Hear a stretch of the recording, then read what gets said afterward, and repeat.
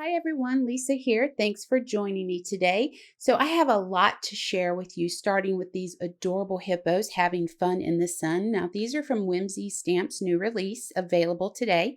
And I have a tip on creating backgrounds with one DIY stencil. Now, these hippos are so cute.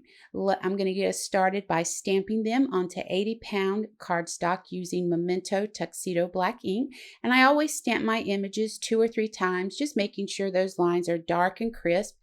And the first thing I'm going to do after stamping these cuties, I'm going to run them through my scan and cut.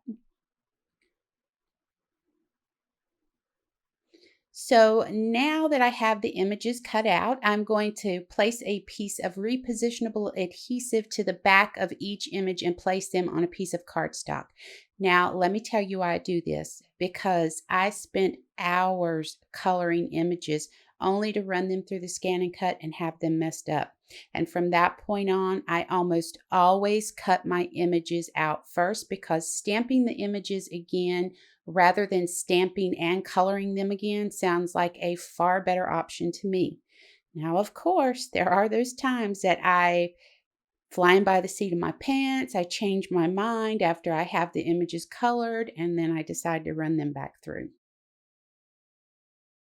Now that I have the images secure, I'm ready to start coloring them. I'm using Copic markers, but you can use any coloring medium you have, whatever you are more comfortable with. Now I went ahead and I picked the colors I'm using, and I'm really only using a handful of colors for this. I'm getting started with N0 to lay down a layer of ink and wet the paper. And then I'm going to go ahead and color a little bit of R01 here on her little snout there. I also want to continue with that N0, and then we're going to use N4 as my darkest shade, and then I'm going to follow that with N2 to do some blending, and N0 for my final blend. I do add a little bit of that R01 to the ears and the snout area. So next I'm working on the bathing suits. I'm going to start with R27 here to fill in this whole area, and then R59 to start adding shading there around the edges, and then I'm going to blend that out with R29. I'm actually going to come in with the black 100 and darken up these areas a little bit more, and then I'll blend that out with R59. I'm going to color her bow with R29 and a little bit of the black 100 and R59. Now for the dog, I'm going to start with E31 and completely color him in. And then I'm going to bring in E35 to add shading, and then I'll blend that out with E33, and then that's going to finish this image off. So the other images are colored the same way, using that N0, N2, and N4 on the hippos. To save time, I'm not going to show me coloring those, but I do want to share a few other things with you real quick. Now, this one image here that I'm about to show you, I started with E31 to fill in that sand area completely, and then came in with E33 and then started adding the tiniest specks of color.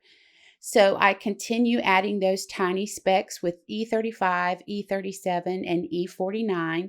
It is a whole lot of dot, dot, dot, but I really like the way it turned out. So a few things I paid attention to while I was doing this. Relax your grip a little bit.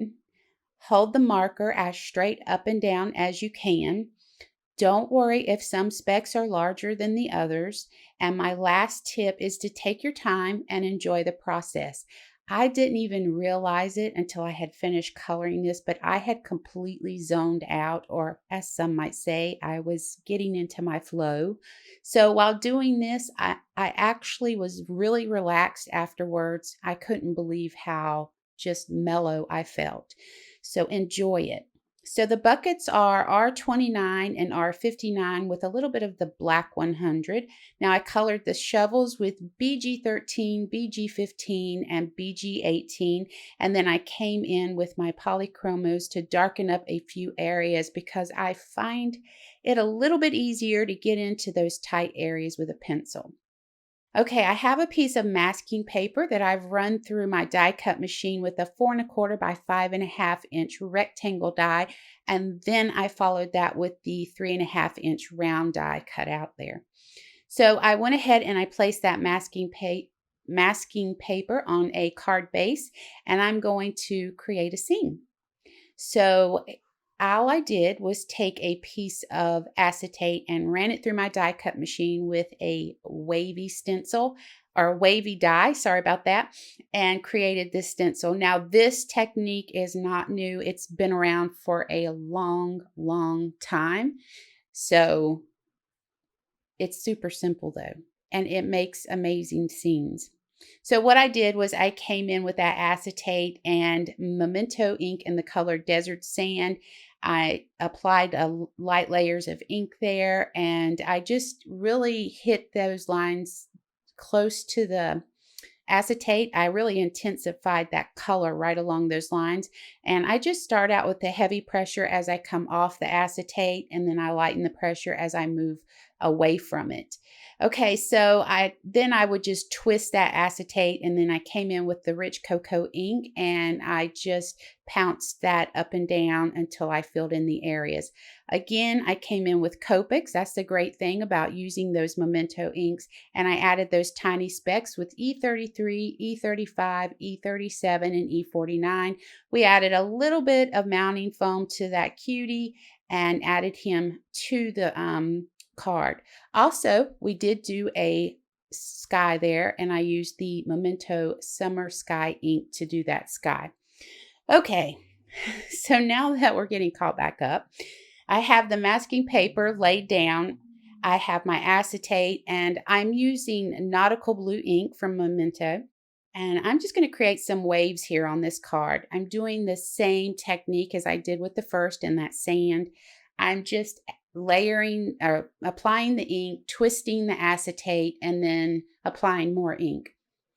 So here's the puddle stencil from Whimsy. I love this stencil. I'm going to come in with that nautical blue, fill in some of the areas, leaving the tops of some of the areas lighter. And I'm going to come in with summer sky and go ahead and add some of that too.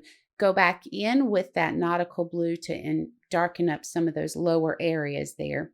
And we're going to add mounting foam to the back of this cutie and go ahead and place him on this card. So last card here.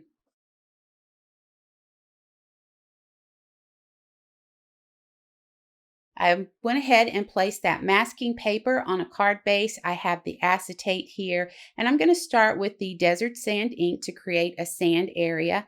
And again, I'm just laying down some ink. I twist the acetate back and forth each time I want to add a new layer, and then lay down more ink. Now, one thing I did different with this one is I come back in with that rich cocoa and I start adding some of that to the top areas of those sand hills. Not on all of them, just on some of them. Again, I come in with the summer sky ink to create this sky. These backgrounds are so simple and they're neat. Okay, so mounting foam on the back of this last hippo, and I did add that extra little sand bucket that I had colored to this card.